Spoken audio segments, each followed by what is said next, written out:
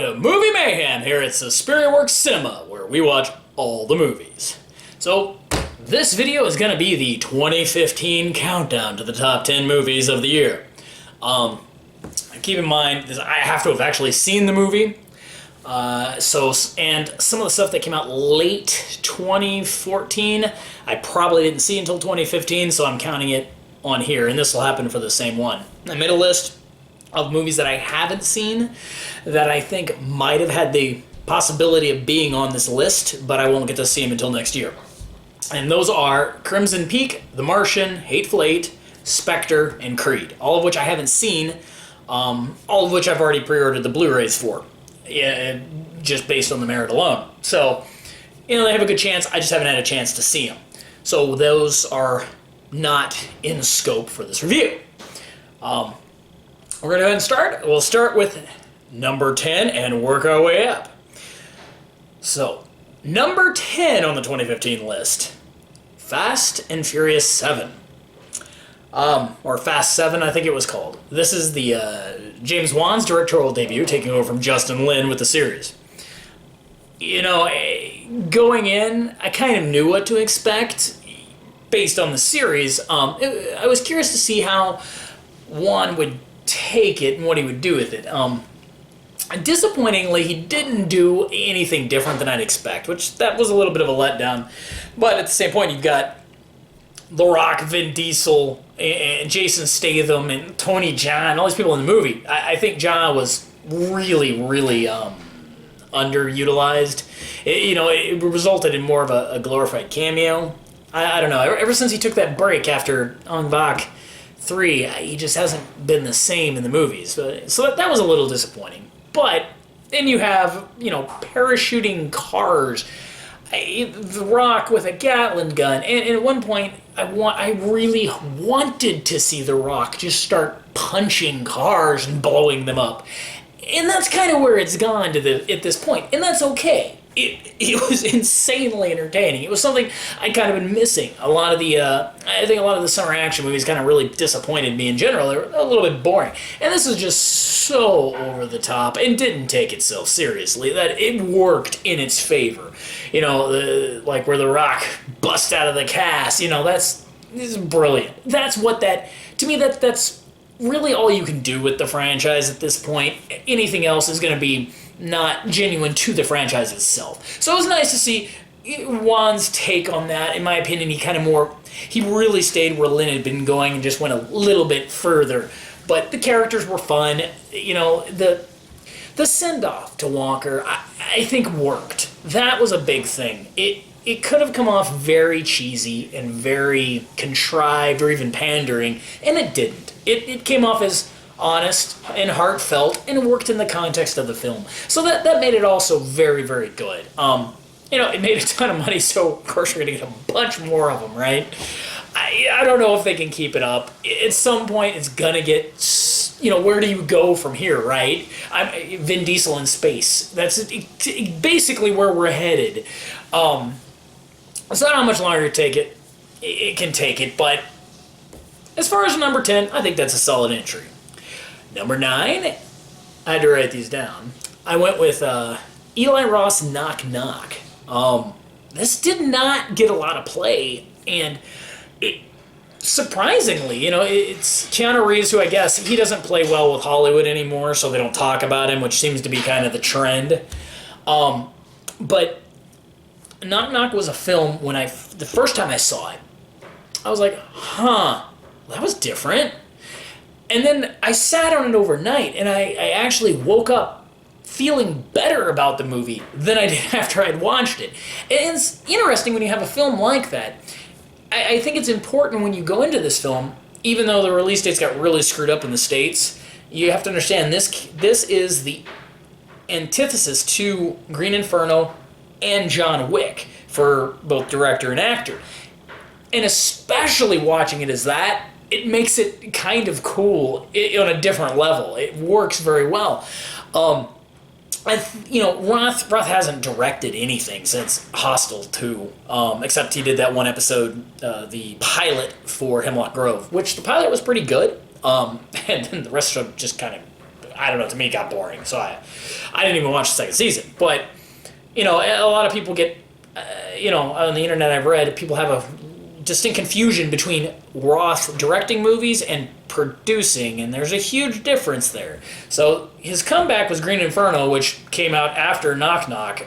So you gotta remember, it's been a long time since he actually directed a film. So I was curious to see what he'd do when he came back, and after doing something as insane as Green Inferno, he wanted to do a more peeled back movie. And I think Knock Knock works on that level. It's a different kind of movie for Roth. It's not what you're expecting from Roth. He's stepping out of his safety zone, and that's cool. And that's what I want to see from him. It still gives you a little bit of the exploitation factor that you're hoping for, a little bit of the sleaze you might want, but in a different way. It doesn't come off as, again, it doesn't have that pandering effect. It has, I'm making a movie because I think the script is cool, and that's it. And so it's something different as a watcher. You're not going to expect the end. You're not going to expect what comes next. Each time you're kind of like, wait, what? Oh, wow, they went there? And it really throws you for a loop, which can make a movie hard to watch at first. But that's a good thing. As far as Keanu goes, acting-wise, I think it's his best performance to date. He was really good.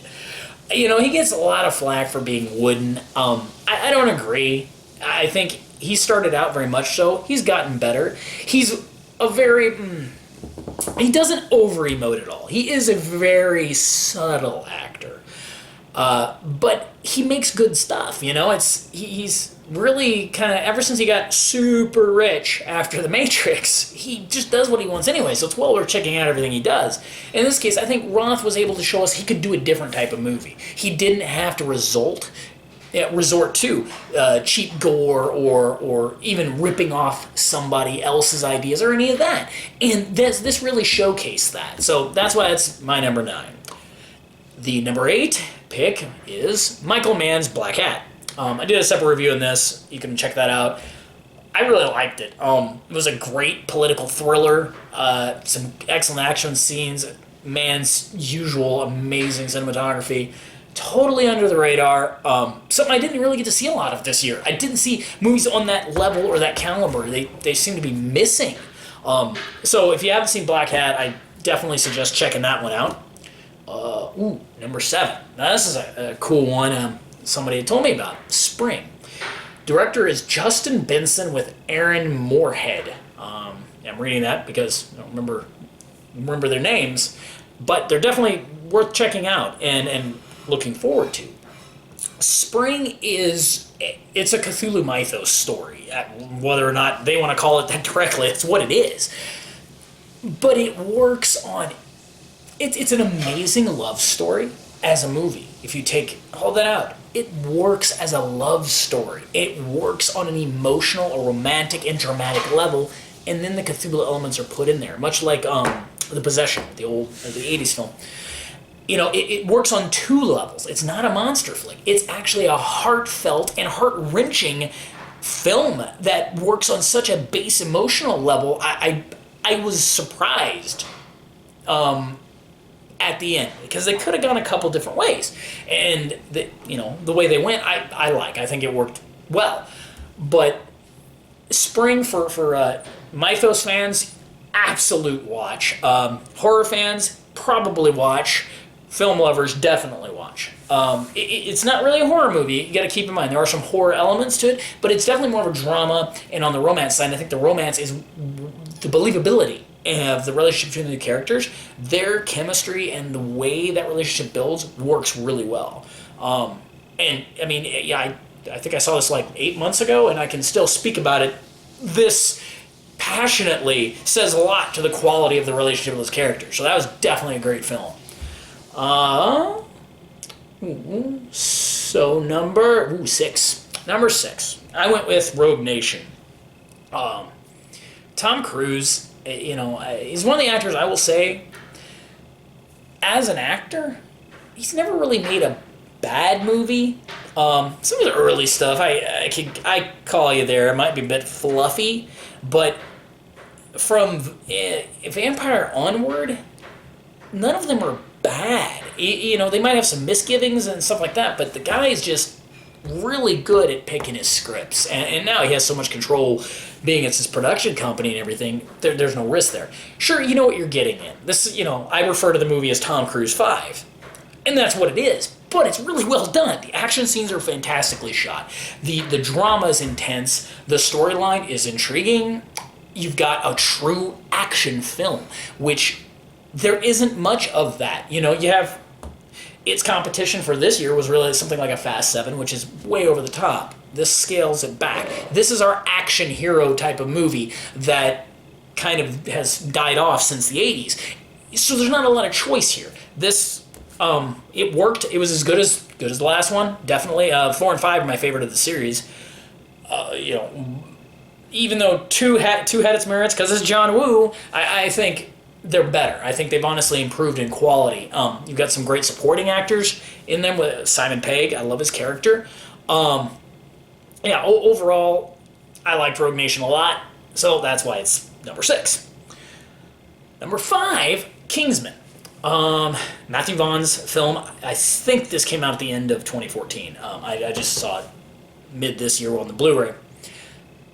So I hadn't actually seen a trailer for the movie. This is another one I came in. I hadn't seen anything about it. So I watched it. It's going on, and I'm like, why are they playing a rip-off James Bond theme? And then I'm thinking, wait, is this a serious movie or comedy? Because it's really hard to tell at first. So when it just goes balls out, it's such a shock, but a good shock in a really good way. And I love the film. I thought Vaughn took the concept that he did with like Kick-Ass and then mixed everything in he's learned from First Class, which for me is easily the best X-Men movie. Far and away the best one. And he took what he learned about the dramatic character elements and then made Kingsman. So you have a movie that works with the dramatic character elements. At many turns, I'm surprised with what happens next. I didn't see it coming that way. He did that. Whoa. The whole saving, the way that he ties in the jokes with the saving of the princess and everything is just fantastic. The comedy blends with the action and the violence so beautifully that this is a top-notch film. This is one I struggle with where to put it on my list, but, again, top 10 list for me is pretty picky anyway. So, this great movie. If you haven't seen Kingsman, check it out. If you're a fan of Vaughn, you'll definitely like it. The Sam Jackson's character is so amazing. Straight out, great film. Number four, I put Green Inferno. The Blu-ray of this comes out in the States, I think the first week of January. If you haven't seen Green Inferno, watch it. This is what we need. We need horror movies like this. I'm glad this was Ross' comeback. It gave me exactly what I expected. I will say one scene, the scene with the girl in the cage, that just completely, I don't know, it was too comedic and it kind of yanked me out of the movie. Aside from that scene, I really like it. I like what he's doing. Again, he has his subtext, like he's always had with his directorial movies. There's always some kind of subtext in there. And this is very much so, really stands up against this so-called slacktivists who are really nothing more than attention whores. And they get thrown in this horrible environment and, horrible things happen. It is an homage to Cannibal Holocaust, and I gotta say, those of you that watch these probably, I'd say the majority of you probably watched Cannibal Holocaust, 20, 30 years ago. But I'm amazed by the number of reviews I read where people say it's nothing but a ripoff of Cannibal Holocaust on Rotten Tomatoes. Now, keep in mind, those of you in the know, you couldn't even get a legit copy of that movie until European DVD around 02, 03, something around there. And that was only on European. There was no US copy. We were watching bootleg VHS tapes prior to this. All these people are huge fans of Cannibal Holocaust. They're full of shit, okay? It is a gruesome, brutal movie. And really, the only people that were huge fans of that are hardcore gore hounds, like Eli Roth, your Tarantinos. They've got, and of course you watching this video. It's not a mainstream movie at all. And Roth did not copy it at all. He took a concept, what Deodato was doing on the subtext layer, and he pulled that and said, hey, I want to do this, but I want it to relate to the events of 2014, 2015. I want to make it relate to now. And he took and completely replaced that subtext, but in a similar environment to Deodato. And it wasn't... So it's far from a remake or even a direct ripoff. I don't get it. Those comments are from people who honestly have maybe heard of Cannibal Holocaust. They are not intense viewers of the film or look at it on the secondary level.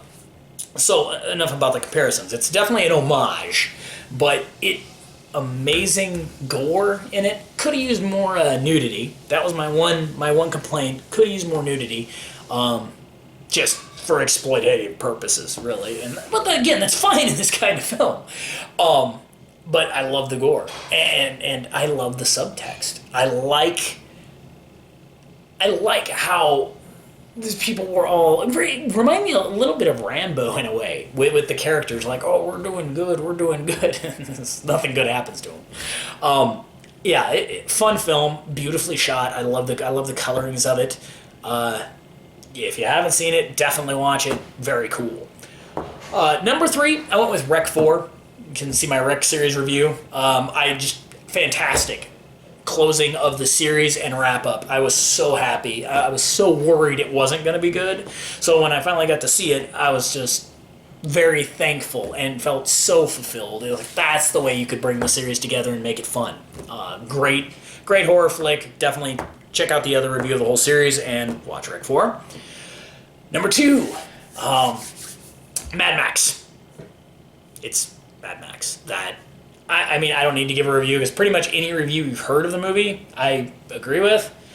The fact that is nothing other than, let's drive from here to here. Oh, wait, no, let's go back. That's the whole movie.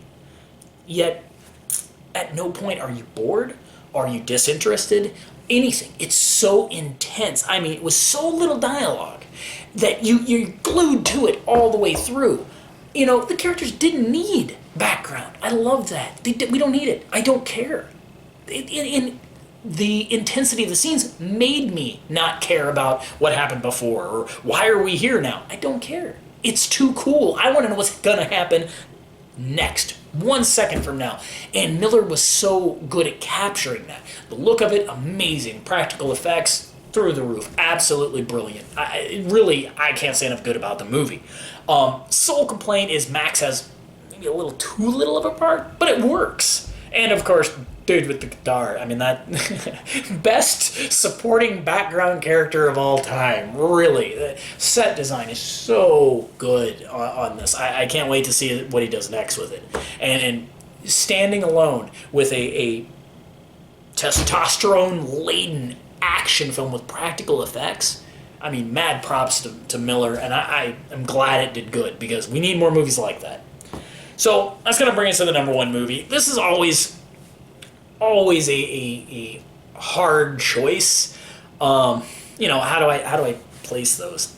So I went with I had to combine a little bit of the pretense as far as every category combined. As much as I love A Green Inferno, it is still schlock. I went with Eastwood's American Sniper. It was great. I mean, it really was. It's such a good movie. The emotion, the depth, the cinematography, the direction, the acting. It's one of those films where I can't, there's nothing to complain about it. I'm not going to go in depth with the review. It's just a beautiful movie. It really is. I loved watching it. I felt the characters. Eastwood's a great director. He's up or down. I agree with that. And sometimes his pacing can be a little sketchy. But I think he just hit it. I mean, everything just hit with this film. And it deserves the accolades it got. So I don't always exclude, Oscar-type films from my list. They just have to I have to enjoy them, and I think that was a fantastic film. So if I want to put one above all of the other ones, I would go with Sniper strictly because of the whole circle. Everything about that film is truly magnificent and beautiful. So that's, yeah. Otherwise, you'll probably notice one glaring admission to talk about. We'll talk about that in another video. Some honorable mentions. Entourage. I really liked how it wrapped up the series. Big fan of Entourage, and that movie really did it for me. Straight Outta Compton. Really liked that. Old school fan. So it played in those sensibilities. Yeah, it's highly embellished, but it works in a movie. That was a lot of fun. You know, a little disappointed Ted 2 kind of was too rehashed. Some funny parts, but it almost felt like it should have been outtakes from Ted, because I really liked that one. I can't think of any other ones, but there you go. So that was the top 10 list here at Movie Mayhem. We look forward to seeing you all through 2016, and you have a Happy New Year.